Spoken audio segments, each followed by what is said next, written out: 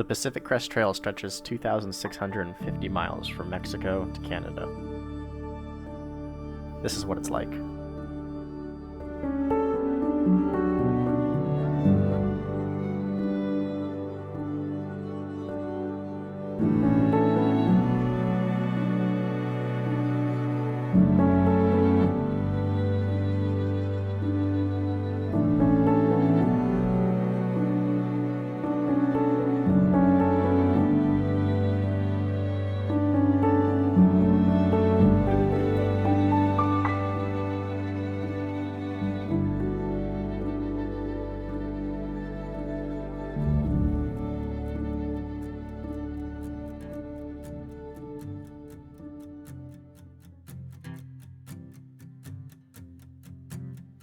I honestly thought the hard part was over.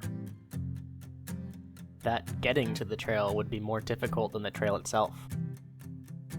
Because I've spent years building up the courage to take these first steps. Now, all I had to do was walk. Right?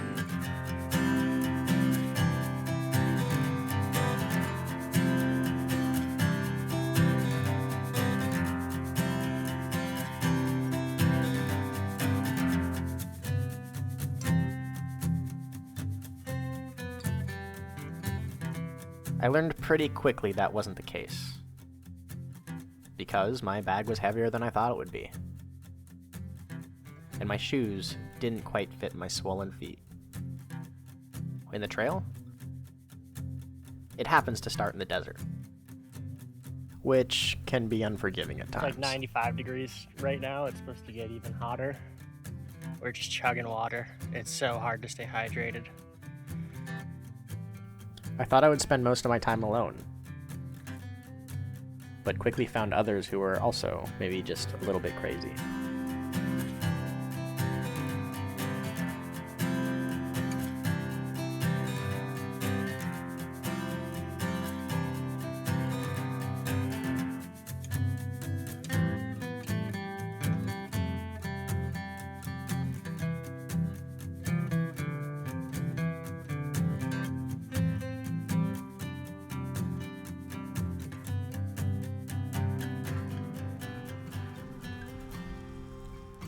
You never know just how long you'll spend in someone's company on the trail.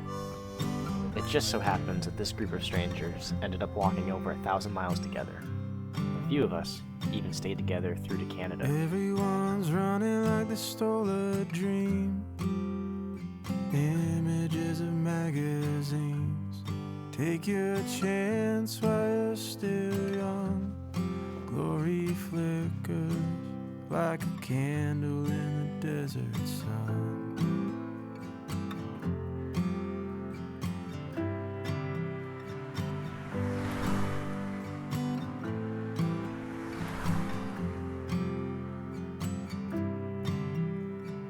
Meanwhile, together we climbed Mount San Jacinto, staved off dehydration and the heat exhaustion, sometimes only narrowly. We've been doing our best to stay hydrated, stay out of the sun. At least we have some shrubbery here, but you can see right behind me there, that's a section of the Mojave Desert that we're gonna have to climb down into and cross. And wandered the trail that seemed to carelessly wander itself at times through the unforgiving terrain.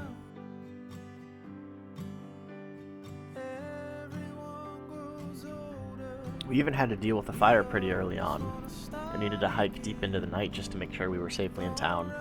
Unfortunately, we all knew that this was just the beginning, and fires would be something that we'd have to deal with for the rest of our hike.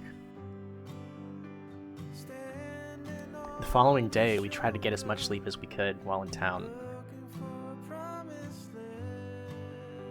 The group decided that we would try and cross the 50-mile section of the Mojave Desert that night in a single attempt. Unbeknownst to us, there was a wind advisory calling for gusts of over 60 miles per hour. We made it, but barely. We're getting absolutely blown to pieces!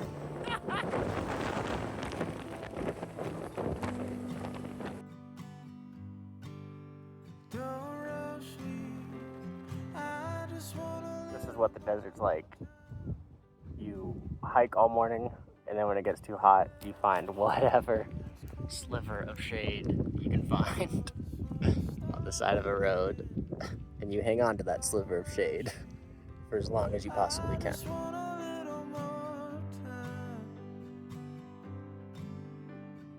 It's probably hard to see, but the mountains right over here, they're snow-capped. That means that that's the Sierra Nevada, which is crazy for us because we've been walking through a desert for the last 650 miles or so, and this is like the first glimpse of salvation, whereas over here, that's what we've been walking through.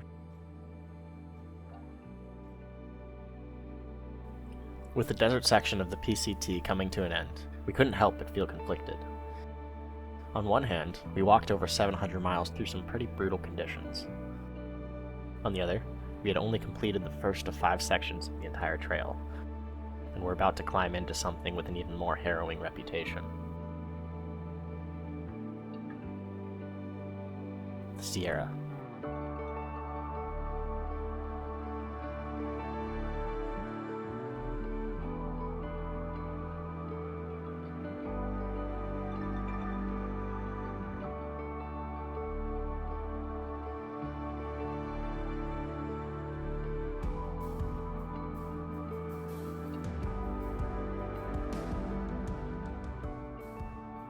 We capitalized on the once-in-a-lifetime opportunity to summit Mount Whitney for sunrise. The tallest mountain in the continental United States.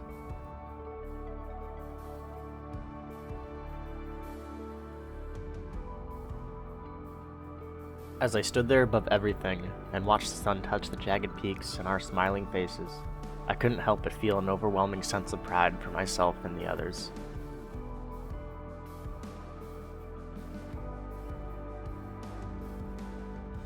We were doing it. We were walking to Canada. A dream I've had for years now. Not only that, but I was doing it all for a purpose. So we just summited Whitney for sunrise, and it's probably one of the coolest things that I've ever done. It's hard for me to speak right now because I'm so cold. But everyone's still up there. I kind of headed down from the top a little bit early on my own because I just wanted a moment with this. I wanted our hike to give back to the world in some way. That's why before leaving for the trail, I reached out to the Sierra Nevada Alliance, a not-for-profit organization that protects the very landscape you see now, and asked if I could make this documentary for them. Together, we set up a fundraiser where every dollar would go straight into Sierra conservation to help protect this pristine landscape and the natural resources that belong to it.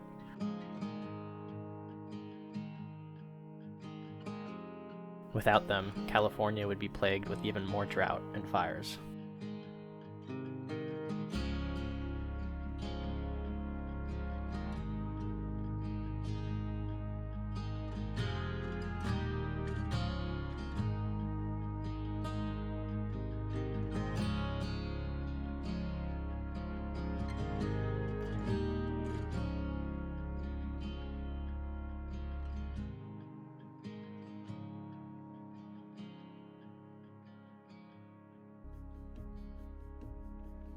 Although you're earthbound,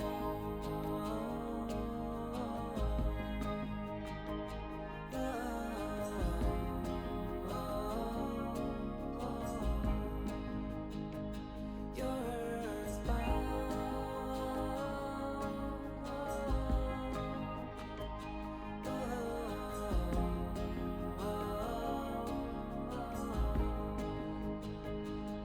even if you never flown before, you can take a chance and try once more.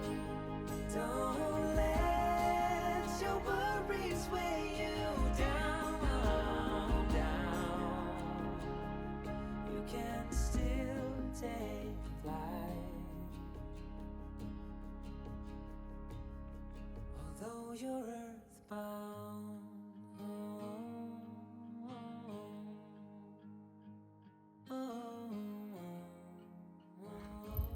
That's the Sierra Nevada behind me.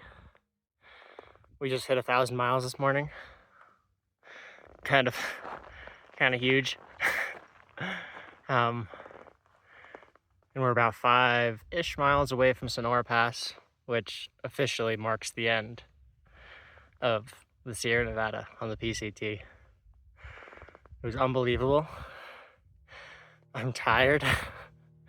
I'm out of breath. That's kind of just how I've been. Just a constant state of tiredness and out of breath for the last few weeks. Traversing all of that madness behind us. Looking forward to what's next, but I'm gonna miss the Sierra. Gonna miss it a lot.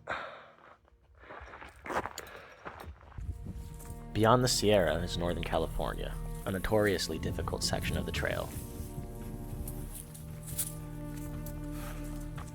Not because the terrain is any more rugged, but because the jaw-dropping views of the Sierra are long behind. And much of the trail passes through large burn sections from years past that rob you of your morale. I'd be hiking most of it alone. Well, today I left my trail family. And I'm hiking by myself. They wanted to stay in Tahoe, and I just wanted to be quick in and out. So I'm hiking by myself now.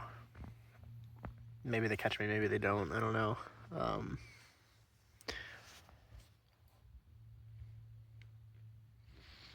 There's a saying amongst thru-hikers, and that's to hike your own hike. And I think everyone takes that literally, and they think of it as a mileage thing, right? As in, I can hike 20 miles a day, so I'm gonna hike 20 miles, and that's your hike. But it's I think it's more than that. I'm just over 1,100 miles in, and I've spent 2 nights alone out of over 60. And for some reason, I feel like solitude is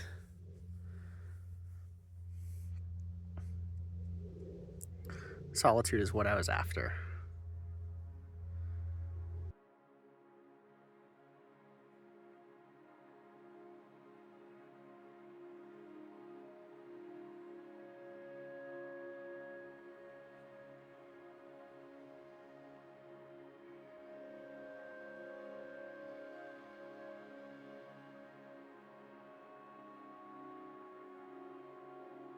I was pleasantly surprised by this section.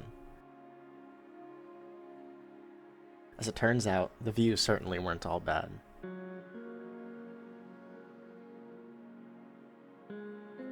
And I actually found myself at peace in my own company. I hung on to those moments immersed alone in the wilderness, and found myself clinging to the small morale boosters that other hikers and trail angels would leave behind. There's a cooler sitting on the trail.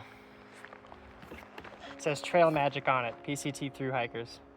Put empty cans back in the cooler. What could it be? And I've got the last cold can of Pepsi.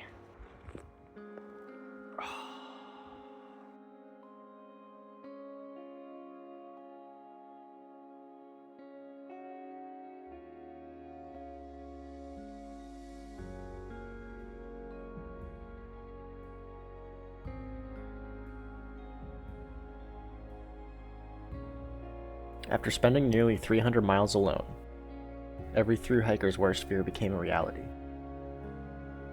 One of the largest fires in California history was started just west of the trail. As it quickly raged out of control, over 200 miles of the trail was closed or impassable due to thick smoke and unbreathable air.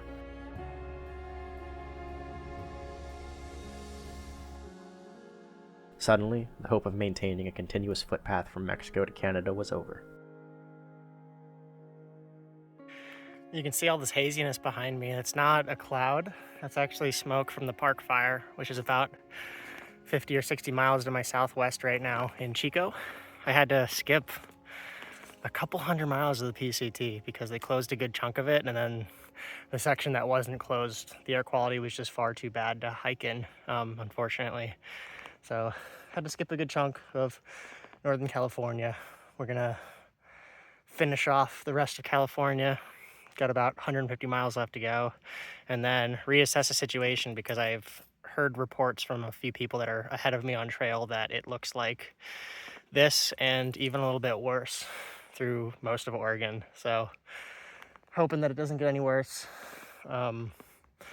We'll cross that bridge when we get there, I suppose, but this is what we're having to deal with right now.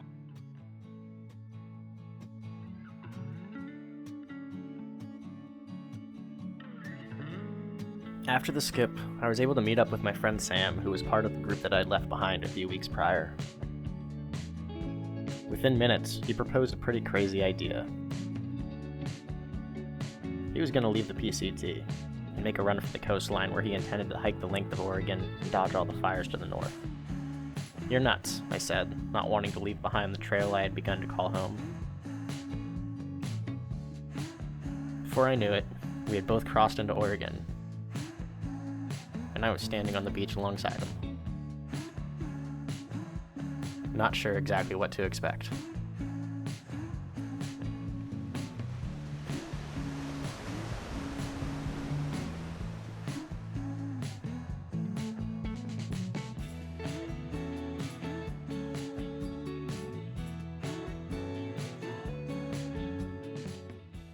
The Oregon Coast Trail stretches from California to Washington, and it's very different from the PCT.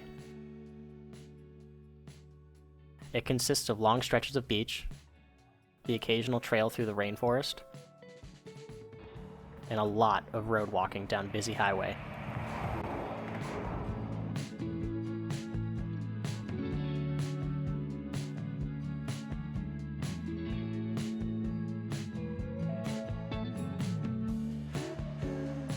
Oh, really?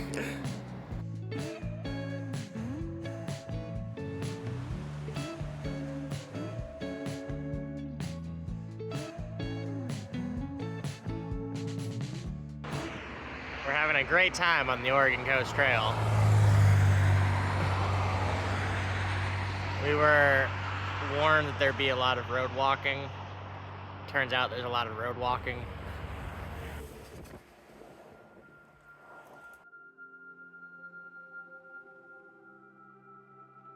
The OCT was a roller coaster of emotions. Our spirits would be castle high as we explored tidal pools and walked endlessly down empty stretches of beach, only to be dragged back down the second our feet touched asphalt.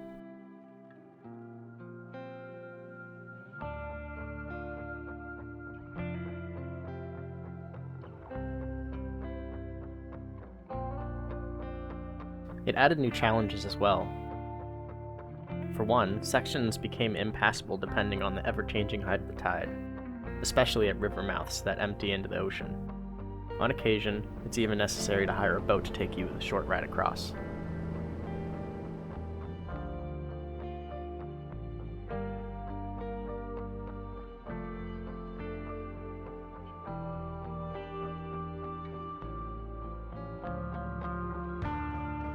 We would sometimes wander through crowded areas and become painfully aware of how out of place we looked. Oftentimes, people would approach us and ask us what we were doing. Probably because we looked distinctly homeless, but somehow not homeless at the same time. "We're just walking to Canada," we would reply casually without breaking stride.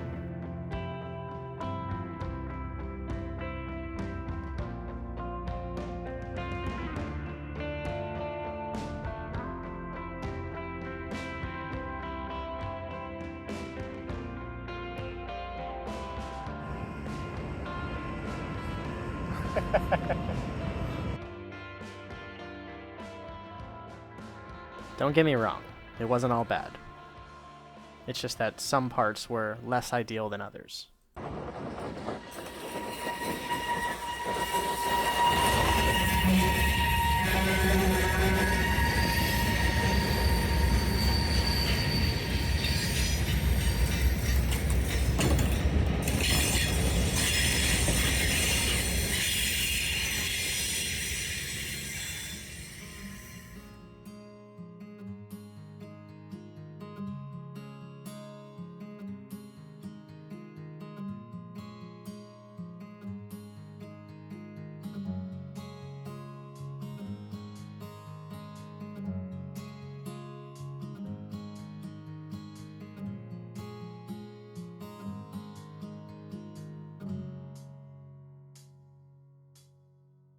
We cherished the last few days in the OCT because we knew it was time to head back inland.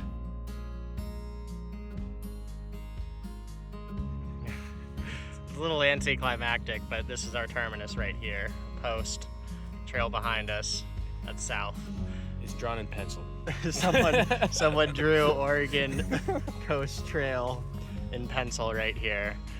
Washington's those trees right there, but it's all fenced off because they're doing some construction behind us, so we can't actually go. After reaching the end of the Oregon coastline, we made our way to Cascade Locks, where we would continue our journey back on the PCT.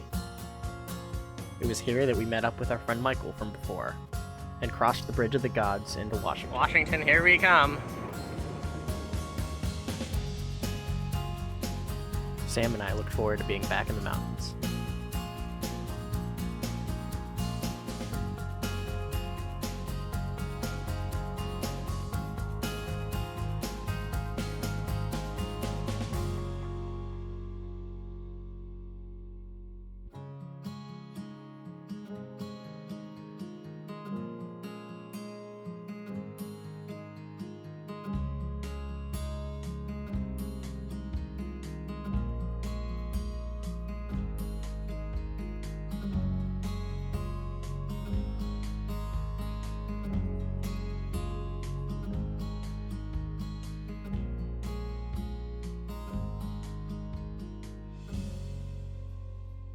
Toughest day I've had in a long time.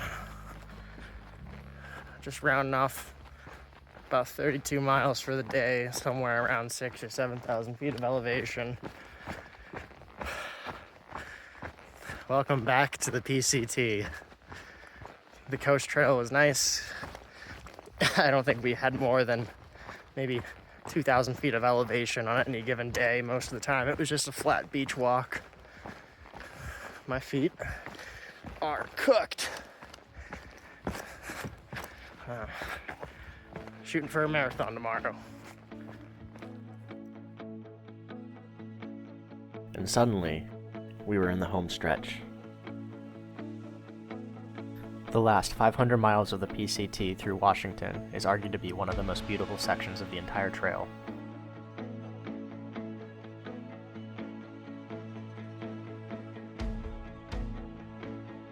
It felt like we were back in the Sierra, even though we had traveled over 1,000 miles since. The fires that had plagued Washington for months had begun to subside as summer turned to fall, allowing us to hike unobstructed through to Canada. In just a few weeks, our journey would be over.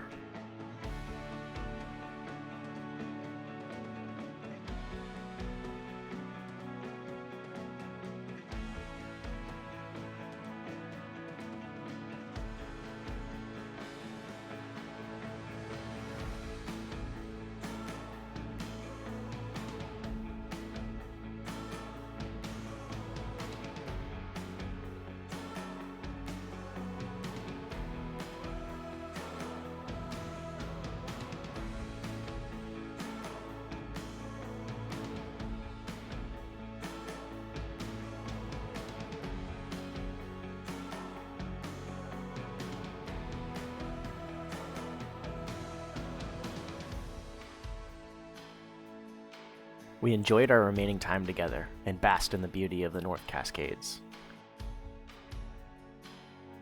We talked about our plans after the trail and what it was going to feel like when we finally crossed the border into Canada after having walked there from Mexico.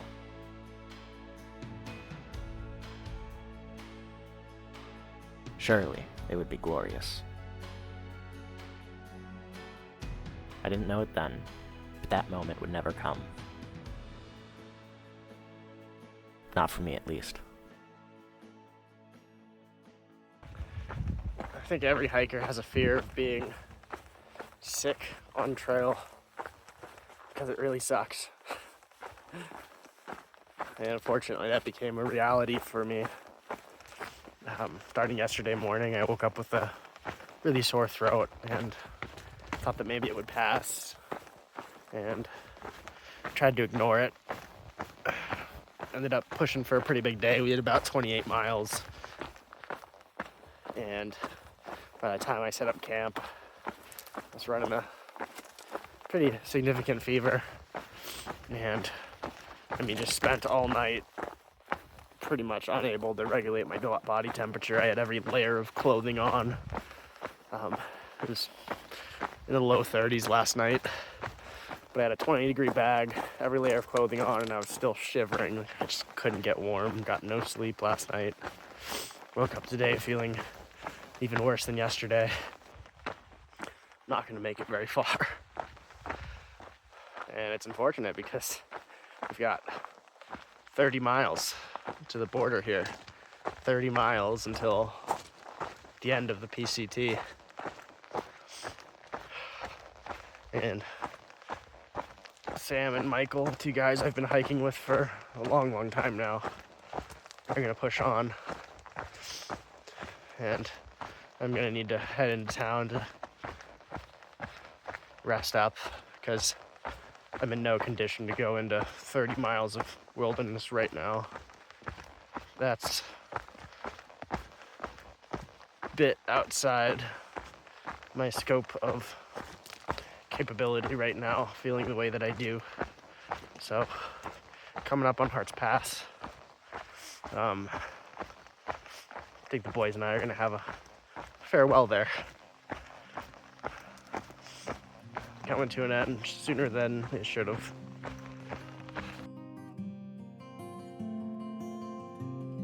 We made it to Hearts Pass, and I signed the last logbook in the United States before saying goodbye to my two friends. So, we were gonna all drink a beer together at the border, but they're gonna drink it without me. They were both ending their hike in Vancouver, so I knew it would be the last time that I would see them.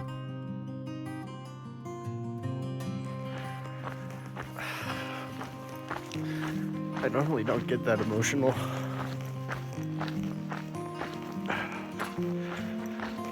But it's just a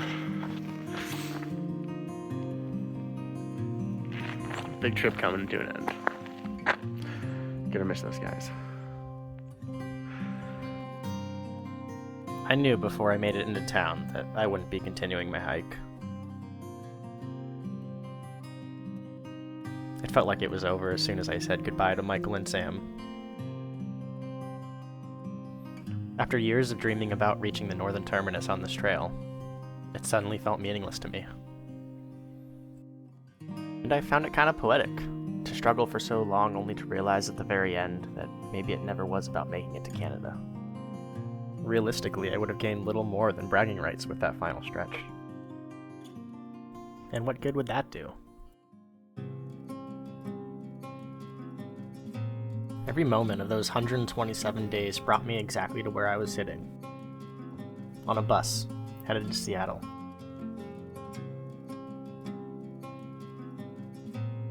A single day's hike shy of my goal. I had crossed a desert,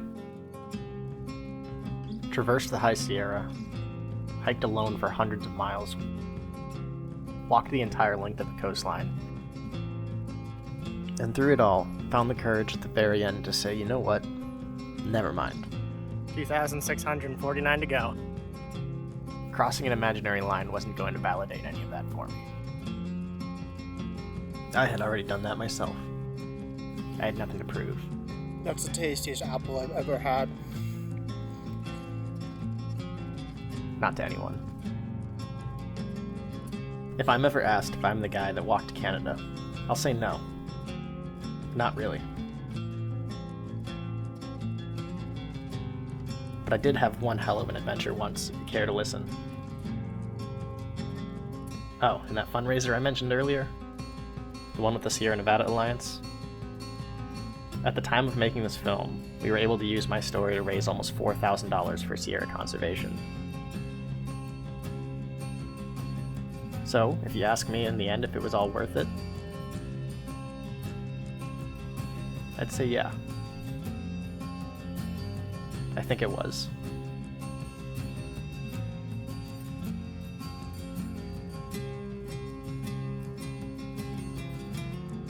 If you feel so inspired to contribute yourself, I left the link in the description for the fundraiser page. Thank you for any contributions. I don't claim to know much, but one thing I'm certain of is that no matter how great the adventure, it's important to never let it be your last. Thanks for watching. I'll see you next time.